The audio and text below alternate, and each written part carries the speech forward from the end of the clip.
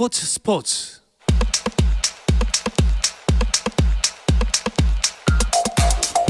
금요일 저녁 축구 이야기 축구장 가는 길 시작하겠습니다. 스포츠조선의 박찬준 기자, 축구 전문 매체 히든K의 류청 기자와 함께합니다. 두 분 어서 오십시오. 안녕하세요. 반갑습니다. 날씨도 굳었고요. 태풍이 지나갔습니다. 여러 상황 때문에 축구계도 꽤나 어수선한 한 주를 보냈습니다. 뭐 좋은 소식은 별로 없었어요. 축구에 정치가 끼었을 때 어떤 결과가 나오는지 적나라하게 볼 수 있었던 일주일이 아니었나 싶습니다. 네. 새만금 세계 스카우트 잼버리 콘서트 문제로 정부가 오락가락하는 사이에 축구가 큰 피해를 보고 말았죠. 당장 전주 월드컵 경기장 사용 문제로 전북과 인천 FA컵 4강전이 연기가 됐고요. 동시에 이를 둘러싸고 인천이 잡아놓은 스케줄을 취소하고 인천으로 올라가는 사태가 벌어졌고요. 이 경기가 치러질 수도 있었던 대전과 광주 역시 직간접적인 영향이 있었고요. 결국 서울 월드컵 경기장으로 결정이 나면서 2년간 잔디를 관리해온 FC서울이 또 다른 피해를 안게 되었습니다. 여기에 태풍 문제로 또 다른 FA컵 4강전이었던 제주와 포항전이 연기가 됐는데 이 과정에서도 또 여러 의혹들이 좀 있었거든요. 축구팬들 입장에서 왜 우리 축구 가지고 그래? 이렇게 목맨소리를 할 수밖에 없었던 일주일이 아니었나 싶습니다. 뭐 팬들도 팬들이고 아마 축구 기자 두 분도 좀 많이 안타깝고 좀 안 좋았을 것 같아요. 사실은 피파에서도 정치적인 뭔가 입김이라든가 이런 걸 상당히 거부하고 있는데 네. 뭐 이거는 그 건까지는 가지 않았지만 어쨌든 찬중 기자가 얘기한 대로 결정이 이제 왔다 갔다 하는 사이에 축구 팬들이 좀 일정상의 피해를 보게 됐고, 특히 그 FA컵 포항 같은 경우에는 이게 태풍까지 겹치면서 제주도에 나오기도 어려운 상황이었기 때문에 네. 상당히 팀 운영도 어려워졌거든요. 게다가 FA컵이라고 하면 대한축구협회에서 운영하는 가장 큰 대회인데, 이런 대회 이제 4강전을 대한축구협회가 제대로 지키거나 아니면 팬들을 위한 처사를 하지 못했다는 것에 좀 비난이 좀 쏠리고 있습니다. 그렇습니다. 아니 그리고 제주 포항전 같은 경우에는 열린다고 했다가 1시간 앞두고 취소됐다면서요? 맞습니다. 당시에 이제 현장에 있었던 기자들한테 문의를 해보면 축구를 하기에 굉장히 좋은 날씨라는 평가가 나올 정도로 그러니까 네. 이제 태풍의 이슈가 직접적인 상황이 아니었기 때문에 좀 의아한 부분이 있었었고, 어쨌든 결국에는 팬들이 좀 피해를 안게 된 형국이거든요. 이 전북 인천전 같은 경우에는 이제 더블헤더로 펼쳐진 상황이라 인천 팬들 중에 상당 부수는 휴가를 내고 이 두 경기를 지켜볼 계획을 세웠었고요. 포항 같은 경우는 이날 경기를 보기 위해서 팬들이 100여 명이 이제 제주 월드컵 경기장으로 넘어갔는데, 이게 또 다음날 태풍 때문에 또 오지도 못하는 상황이라 여러 네. 가지로 비용이나 시간적인 피해가 상당했거든요.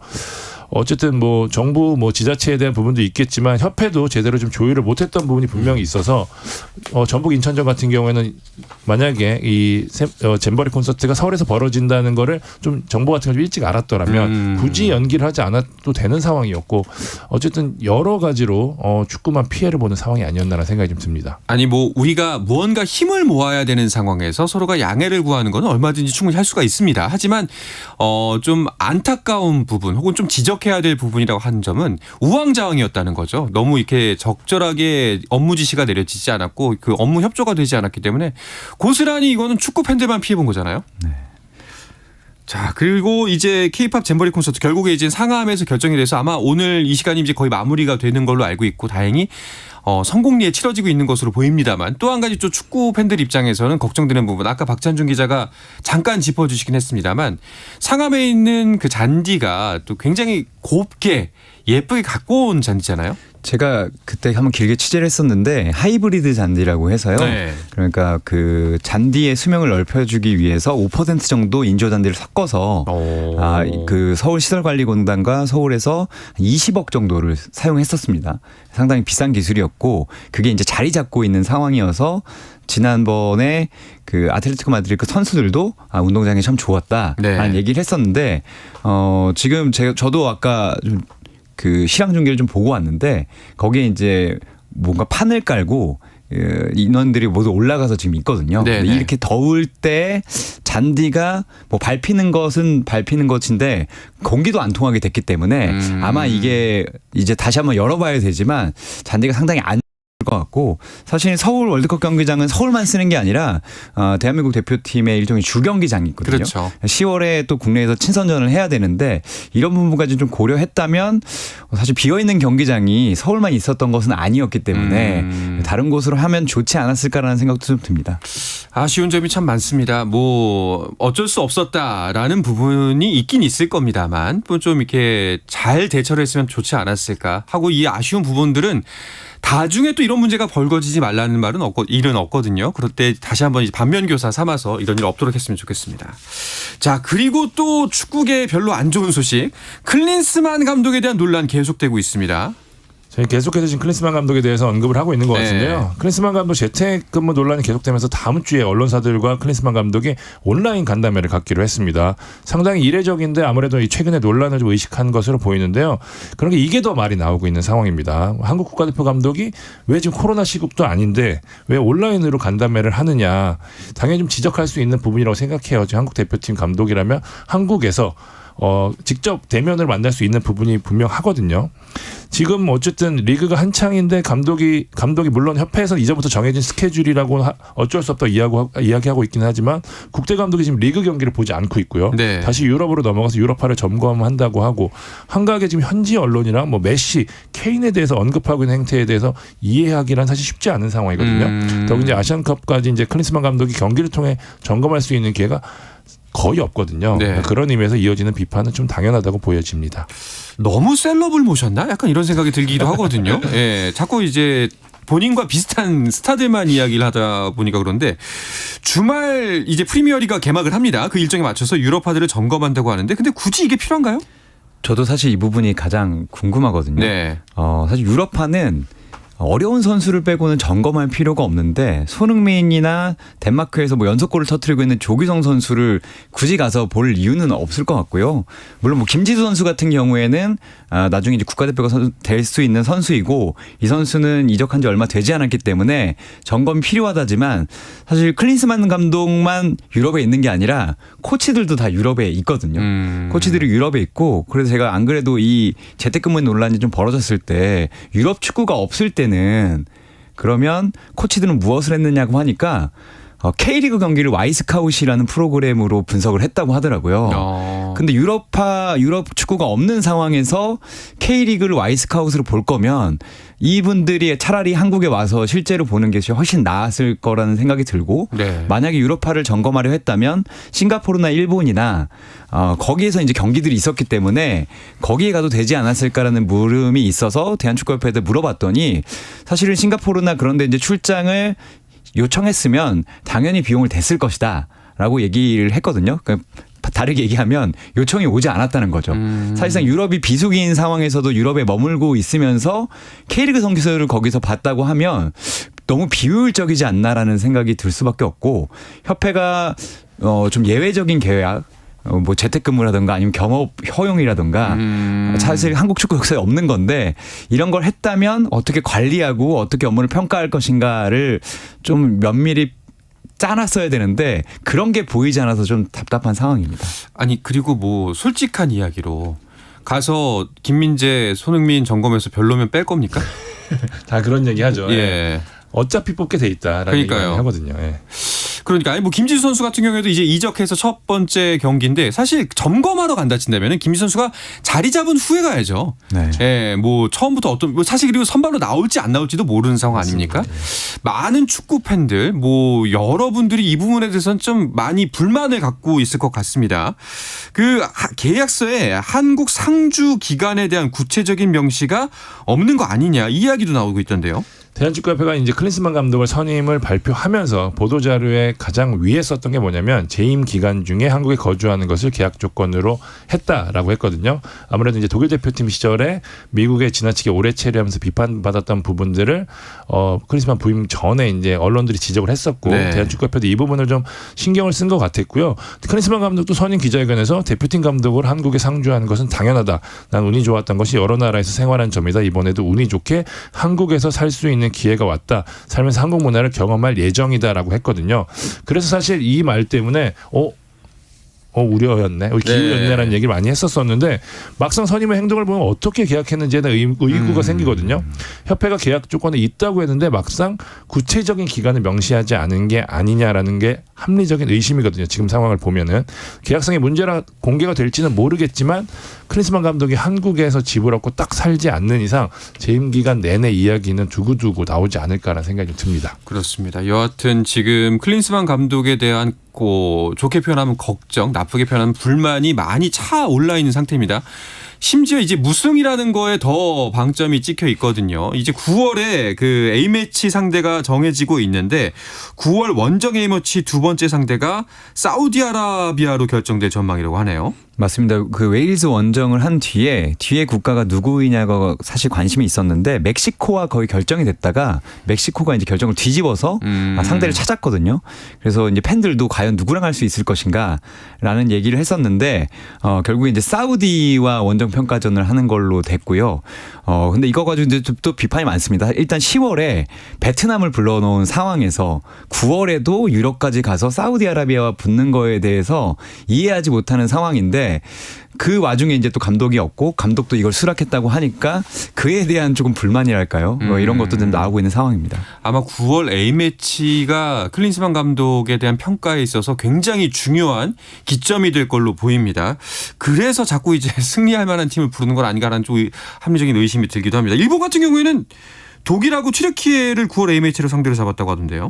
일본 역시 한국처럼 9월 A매치를 유럽 원정으로 기획을 했습니다. 사실 이전까지 국내 평가전은 유럽이 현재 지금 유럽 네이션스 리그를 치르는 관계로 초청이 사실상 불가능한 상황이거든요. 그래서 데려올 수 있는 국가가 뭐 아프리카, 남미 정도인데 그나마도 일본과 2연전이 가능해서 일본과 이제 동시에 초청하는 형태로 평가전 상대로 주로 골랐거든요.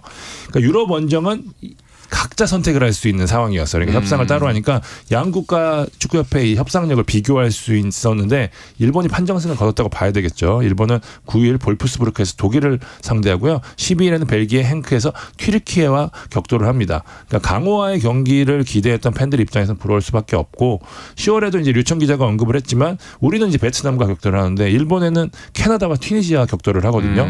클린스만 감독이 비교적 약체를 잡아달라고 했는데 우리가 물론 아시안컵을 앞두고 뭐 이런 국가들을 상대하는 건 좋은 방법이긴 하겠지만 궁극적으로 우리가 결국에는 세계 무대와의 격차를 얼마나 줄일 수 있느냐가 핵심이잖아요. 그런 기준에서 봤었을 때 우리 약간 역행하고 있는 게 아니라는 생각이 들어서 팬들의 불만이 좀 높아지고 있는 상황입니다. 그렇습니다. 9월 A매치 좀 기대감 섞인 시선보다는 아무래도 좀 많이 감시하는 눈빛, 어떻게 하나 보자라는 부분들이 다분히 들어가지 않을까 이런 생각이 듭니다. 자, 대표팀 이야기가 나왔으니까요. 우리나라는 이제 일정을 마쳤습니다만 여자 월드컵 계속해서 진행이 되고 있습니다. 지금 어디까지 진행이 됐죠? 일단 8강이 결정됐는데 8강에서도 이제 두 경기가 했습니다. 잉글랜드와 콜롬비아와 프랑스와 호주 경기가 이제 내일 열리고요. 오늘 스페인과 네덜란드, 일본과 스웨덴전의 8강전이 벌어졌습니다. 스페인이 연장 끝에 네덜란드 2대1로 승리했고요. 스웨덴도 일본에 2대1로 이겼는데 일본이 페널티킥을 실축하면서 스웨덴이 웃었습니다. 그렇군요. 그런데 진짜 여자 축구는 이변이 굉장히 많이 발생하는 게 미국 세계 랭킹 1위가 8강에 없습니다. 맞습니다. 미국이 스웨덴과 16강전에서 승부 차이 끝에 패하는 대이변이 벌어졌거든요. 이미 2위 독일이 한국에 발목 잡히면서 조별리그를 탈락한 데 이어서 1위 미국마저 8강행에 실패하면서 피파 랭킹 1, 2위가 모두 8강에 오르지 못하는 첫 월드컵으로 역사에 남게 됐고요. 사실 미국이 조별리그에서도 다시 예전과 비교해서 조금 부진하다는 모습이 보이면서 이제 불안하다는 평가를 받기도 했는데 16강에서 무너질 줄은 아무도 예상하지 못했거든요. 네. 그만큼 이제 여자 축구가 좀 평준화되고 있는 것이 아니냐라는 평가들이 나오고 있습니다. 네. 자, 그러면은 이제 어떤 나라가 가장 강력한 우승 후보가 사실 미국이 1순위였지 않습니까? 어디가 우승에 가장 가까이 있다고 생각하세요? 저는 프랑스가 복병이 호주만 넘는다면 개최국이 호주만 넘는다면 지금 다른 우승 후보들이 알아서 떨어져 줬기 때문에 가장 유력하지 않을까 싶은데 잉글랜드도 강하지만 가장 잘하는 리스 제임스의 동생이 지난 경기에서 다이렉트 레드카드를 받으면서 퇴장을 당했습니다. 네. 이 선수가 없는 것이 좀 발목을 잡지 않을까 생각하고 있습니다. 박찬준 기자는요? 저는 사실 일본이 제일 유력한 후보가 아닐까라고 했는데 탈락을 하는 바람에 저는 그래도 유로 대회에서 우승했던 경험을 갖고 있는 잉글랜드가 조금 유리하지 않을까라는 생각을 하고 있습니다. 알겠습니다. 자, 이어서 시즌 중반을 넘어서면서 더욱 치열한 순위 경쟁을 이어가고 있는 K리그 이야기도 나눠보겠습니다. 그 전에 잠시 쉬었다가 돌아오겠습니다.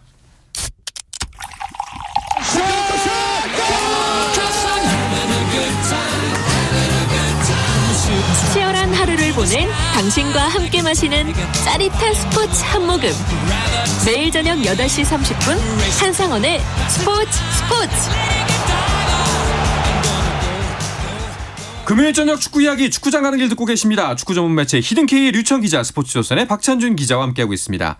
자, K리그1은 어느새 25라운드까지 치렀고요. 이제 26라운드를 기다리고 있죠? 네, 시간이 참 빠르다는 생각이 들 정도로 K리그 빠르게 진행되고 있거든요. 어느덧 지금 26라운드까지 왔습니다. 정규리그 마지막인 33라운드까지 이제 26라운드를 포함하면 8경기밖에 남지 않았어요. 현재 지금 우승 경쟁은 울산이 독주로 진행이 되고 있지만 네. 아시아 챔피언스리그 경쟁, 상위 스플릿 경쟁, 강등권 경쟁이 치열하게 전개가 되고 있거든요. 팬들에게는 흥미로운 지점이 제법 있는 상황입니다. 자, 33라운드까지가 진행이 되고 이제 상위 스플릿이 나눠지게 되는데 이제 많은 분들이 뭐 알고는 계시겠습니다만 혹시나 모르는 청취자분들을 위해서 K리그1의 스플릿 시스템 뭔가요? 2012년부터 이 시스템을 채택을 했고요. K리그가 12개 팀입니다. 그러니까 3라운드까지는 모든 팀들이 맞붙는 경기를 하고, 그러니까 33라운드까지는 다 같이 하고요. 33라운드 성적을 기준으로 1위와 6위 그리고 7위부터 12위가 나눠져서 네. 각각 5경기씩을 치러서 38라운드에 우승팀과 강등팀을 가리게 됩니다. 그러니까 이 안에 33라운드 안에 상위 그룹 안에 들어야지만 이제 안전권이라는 이야기죠. 그렇기 맞습니다. 때문에 더욱더 얼마 남지 않은 시점에서 그 순위 경쟁이 굉장히 치열해질 텐데요. 현재 팀 순위를 박찬준 기자가 짚어주시죠. 울산이 승점 57점으로 선두입니다. 그 뒤를 승점 45점에 포항이 자리했고요. 어느덧 전북이 승점 40점으로 3위까지 올라와 있습니다. 4위는 승점 38에 서울이고요. 5위는 승점 37에 광주입니다. 6위부터 9위까지는 빡빡하거든요. 6위는 승점 34점에 대구, 7위 대전과 8위 인천은 나란히 승점 33점이지만 다득점으로 순위를 나눴고요. 제주는 승점 31점으로 9위에 자리했습니다. 10위는 승점 23점의 수원FC, 11위는 승점 18점의 수원삼성, 최하위는 승점 17점의 강원입니다. 그러니까 순위표 승점을 보면은 대전, 인천, 제주가 7, 8, 9위인데 이 세 팀 모두 손쉽게 6위 이상 올라갈 수 있는 지금 상황이네요. 맞습니다. 사실은 4위인 서울부터 네. 9위인 제주까지 누구도 6위 안에 들 수 있다. 아니면 누구도 6위에 막 밖으로 밀려난다라고 얘기할 수 없을 정도로 빡빡한 상황이고, 지금 여름에 이제 날씨 변수도 있고 체력적으로도 문제가 있는 팀들이 있기 때문에 이 남은 5경기에서 정말 무슨 일이든 벌어질 수 있습니다. 자, 반면에 10위권부터는 승점 차가 좀 많이 납니다. 이제 세 팀이 잔류 경쟁 해야 되는 상황이네요. 말씀하신 대로 수원FC, 수원삼성, 강원이 이제 강등 전쟁을 펼친다고 봐야 될 것 같아요. 10위 수원FC와 9위 제주의 승점 차가 8점에 달하거든요.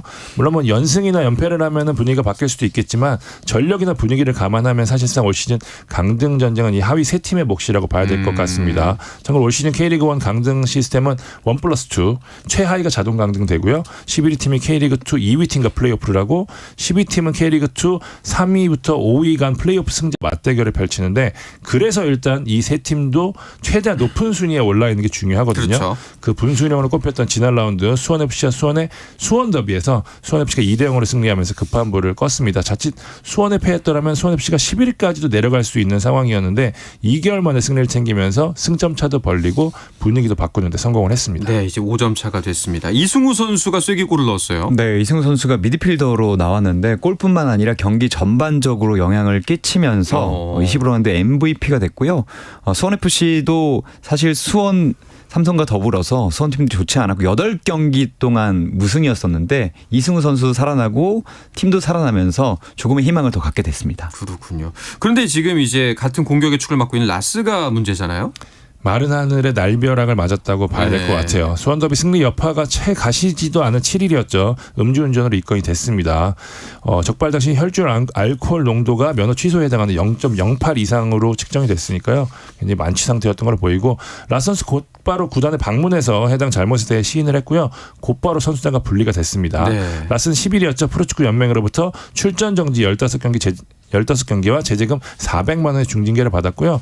선수에게 이제 오히려 이득이 되는 계약 해지 대신에 연맹의 징계를 지켜보겠다는 입장을 밝혔던 수원FC는 조만간 구단 징계까지 발표할 예정입니다.